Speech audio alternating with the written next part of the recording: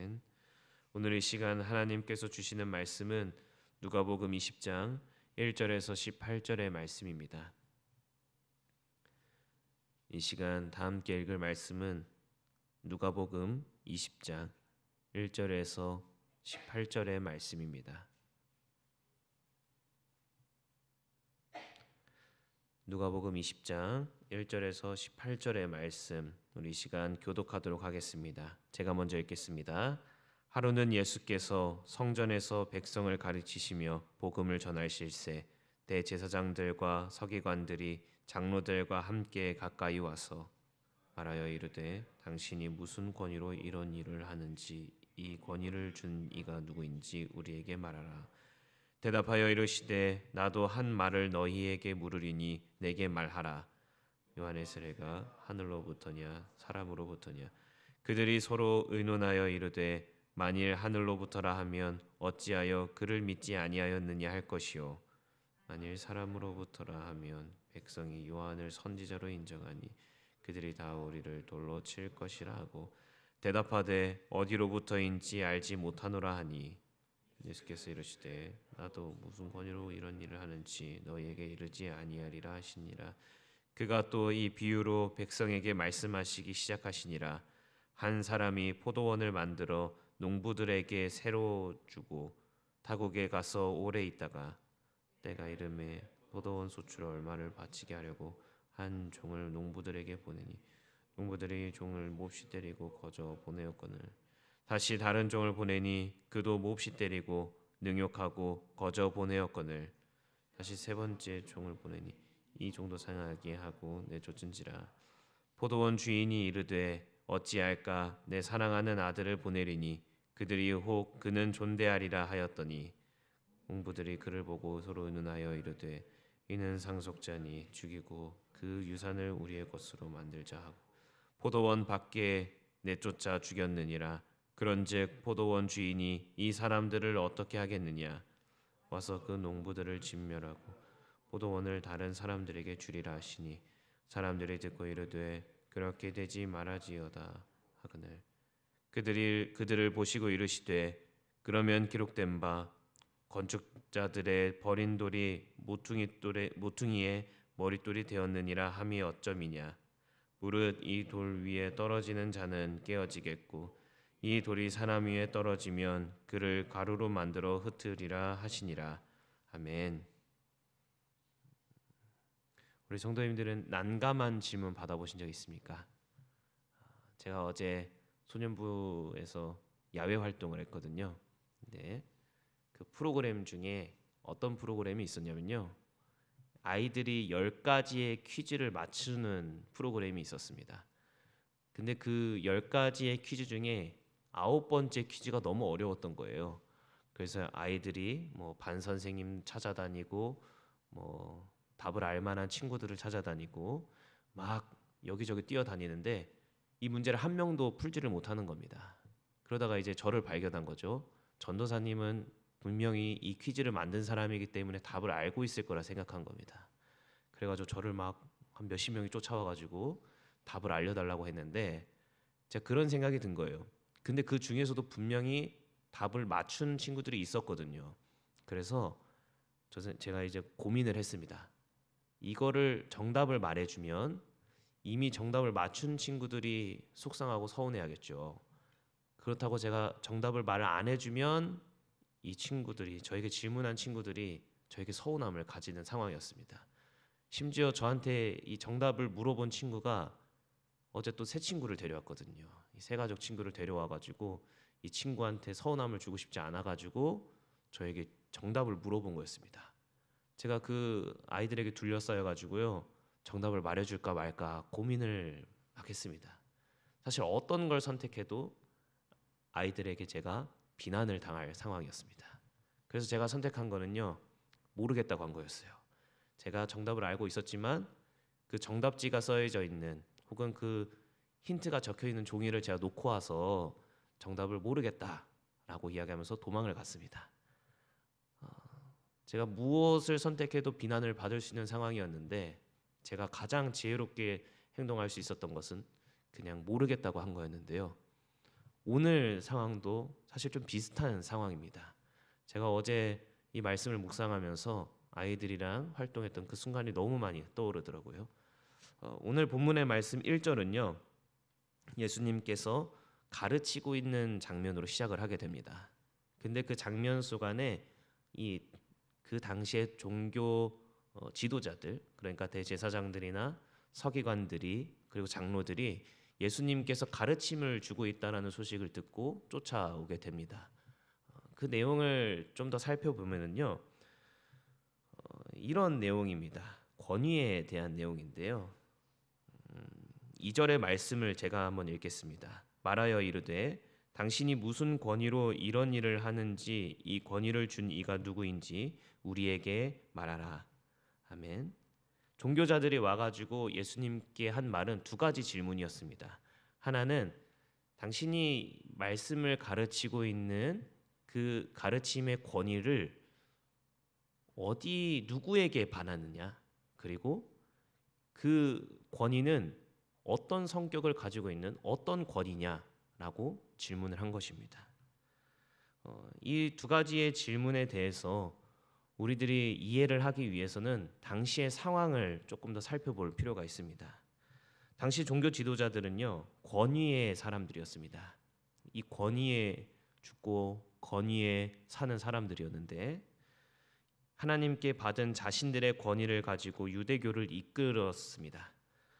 그런 정체성을 가지고 있다 보니까 자신들이 인정하지 않은 권위가 보이는 예수님의 그 권위를 이 사람들은 인정하고 싶지 않았던 것입니다.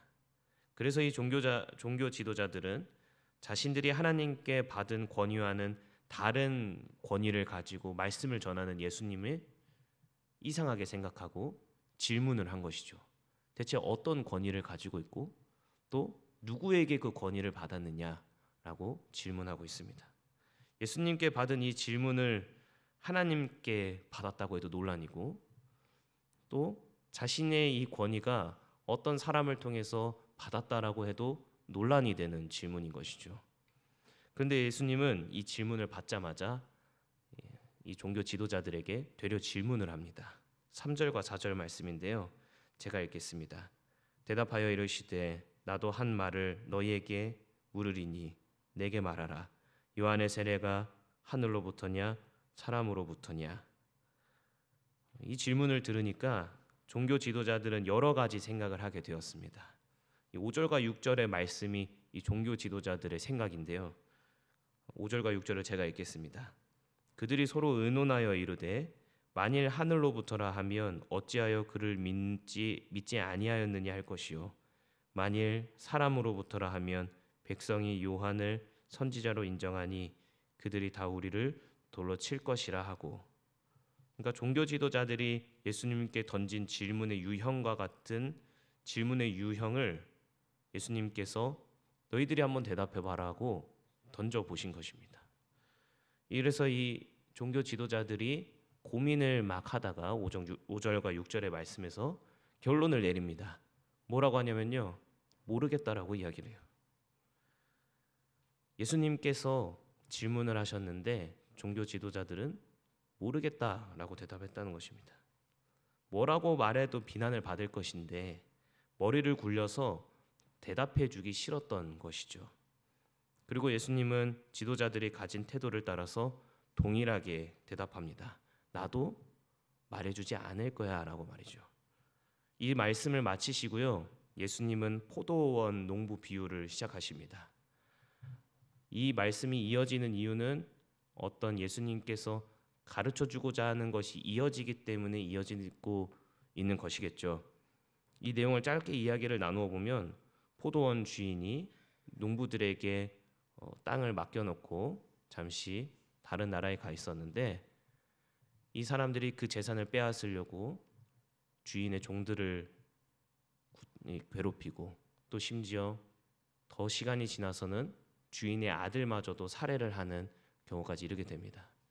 결국에는 이 비유 이후에 하나님은 그리고 이 주인은 이들을 어찌할 거라고 생각하면서 이어지는 말씀을 통하여서 심판의 대상이 될 것이라는 것을 이야기해주고 마무리를 짓습니다. 이 아들, 그러니까 포도원 주인의 아들을 빼앗으려고 하는 자들에게 죽임을 당하지만, 이 포도원을 빼앗으려고 하는 자들에게 죽임을 당하지만, 하나님은 이 아들을 살려서 새 성전의 모퉁이 돌처럼 하나님 나라의 왕으로 회복시키실 것이라고 말씀하십니다. 저희들은 이 말씀을 통하여서 간단하게 유추를 해볼 수 있죠. 포도원 주인은 하나님 아버지시고, 또 그 아들은 예수님이시고, 그리고 그 포도원 아들을 살해한 자는 그 당시에 그 주변에 있던 종교 지도자들이었다라는 것을 우리는 쉽게 생각해 볼 수 있습니다. 예수님께서 무엇을 가르쳐 주려고 하셨던 걸까요? 제가 이 말씀을 묵상하면서 또 이 말씀을 적으면서 생각한 것은요, 우리의 주인이 누구인가에 있다라고 생각을 했습니다. 이 아들, 그러니까 포도원 주인이 마지막까지 회복의 기회를 주고자 보내셨던 그 아들을 의지하지 않는가를 통하여서 영원한 심판 앞에 놓이게 될 것이라고 오늘 본문은 우리에게 설명해 주고 있습니다. 우리 성도님들은 하나님이 우리의 주인이심을 믿습니까? 그렇다면 오늘 하루를 살아가실 때요, 종교자들이 했던 대답처럼 저는 사실 잘 모르겠습니다라고 하나님 앞에서 이야기하는 것이 아니라